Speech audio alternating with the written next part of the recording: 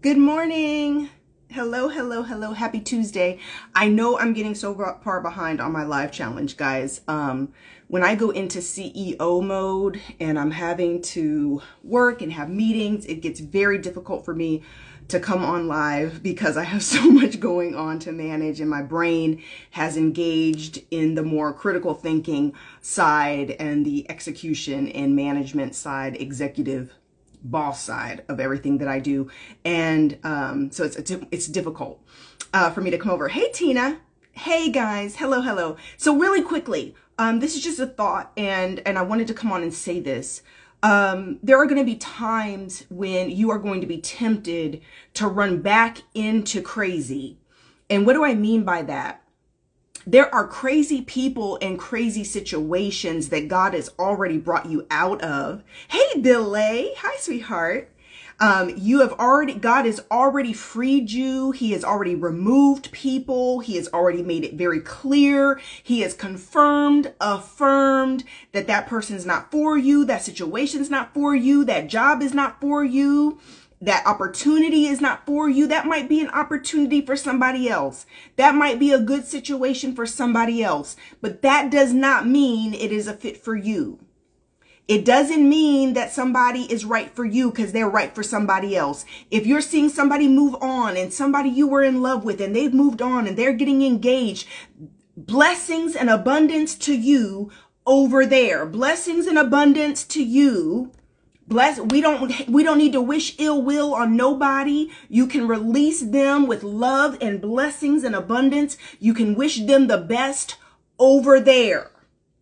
Don't you start to run back to crazy or doubt what God has brought you out of because it seems like maybe you miss them, or maybe, there were benefits. Maybe there was something that you're missing about them, but you're not looking at the bigger picture. There's one or two things you miss about them, and that's okay. But you're not looking at the bigger picture that God had to bring you out of the situation, because although there was one or two things that were amazing, there was about 90 other things that weren't working, that were going to cause your demise, cause you to stumble, that were distractions, that was not aligned with God's spirit, God's destiny, everything he's trying to do in your life. And yes, DK, it is okay to love him. It is okay to love her. It is okay to love your ex-co-workers, your former co-workers. It's okay to love that job and love that period of life that God had you. But you have now moved into a new chapter of your life and you can't go back. Don't you dare try to run back into crazy. Don't you let your sensitive, big, kind heart try to talk you into saying, oh, but she's a good person. Oh, he's a good person. Oh, they didn't really mean it. Oh, well, maybe I should reach out. They haven't reached out, but maybe I should. Oh, I know her. I know she's going through. I know what he's survived. I know what he's.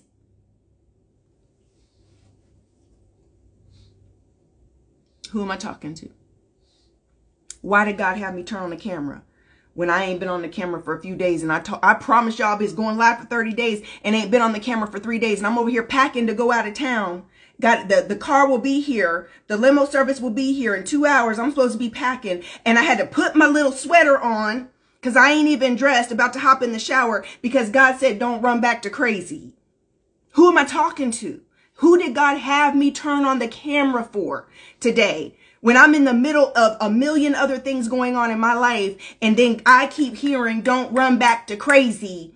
And I have to come turn on the camera to say, don't run back to crazy, because something's going on in somebody's life and God's putting it on my spirit and on my heart to turn on the camera and say this real quick so that you don't get yourself into a hot ass mess in the middle of my morning and my day, and something's going on with you that God's pressing upon my spirit to come on here and say this so you don't get in trouble.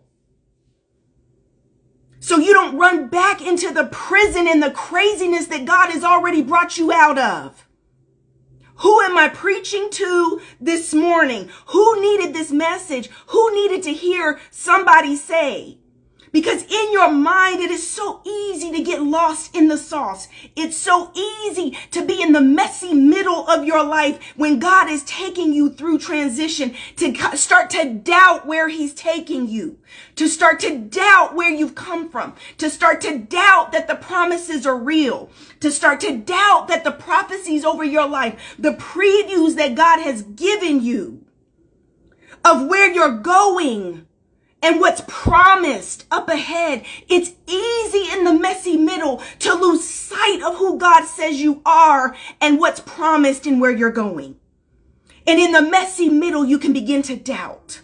You can begin to feel, oh, well, maybe she was the best, and maybe he was the one, and maybe that job was it, and maybe that was the best money. What was I thinking losing this? What was I thinking quitting that? What was I thinking leaving that behind? What was I thinking?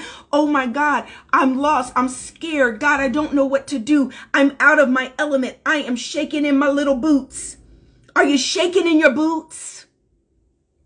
Is it scary? Yes. Is it not for sure and certain, and in this middle place, are you feeling like God is shaking the very foundation of what's going on with you and where you're at? Yes. And is that okay? Yes, it's okay. But don't you dare run back to crazy. Don't you dare run back to crazy. Don't you dare think about giving up the ground you've already gained, the territory you've already claimed, the progress you've already made. Don't you dare go back. I need you to listen to me. Listen to me. Don't you dare go back. I promise you that what's coming is greater. I promise you that what God is about to do in your life is going to blow your mind. And I promise you, if you will just hold on for just a little while longer, just hold on, sweetheart. God is about to bring you through this. You're got to get to the other side, and all of this is going to make sense. It's going to make sense. But right now, don't trust the crazy. Don't trust the doubts. Don't trust the fear. Don't you listen to it. Shut it down. You hold on to truth. There is a mantra and an affirmation I speak to myself in moments of confusion, moments of conflict, moments of doubt or fear. I say, God, you are my strength in which I trust. God, you are my strength in which I trust. God, you are my strength in which I trust. In this moment, I may not feel it. I don't know what I'm doing. I'm lost. I'm confused. But God, I know you are my strength in which I trust. That is my prayer in my low moments. That is my mantra in my low moments. That is the meditation of my heart in my low moments, holding on to what is sure, what is true.